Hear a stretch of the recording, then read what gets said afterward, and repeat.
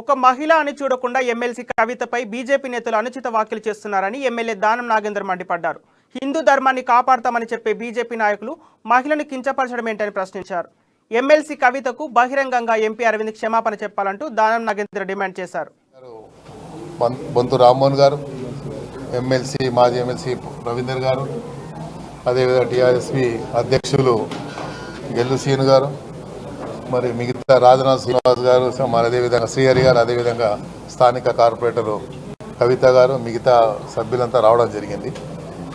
ఈ ప్రధానంగా అరవింద్ గారు భాష కానీ ఆయన మాట తీరు కానీ, అందుకనే దేనికైనా ఓపికకి సహనానికి ఒక అద్దు పద్దు ఉంటుంది.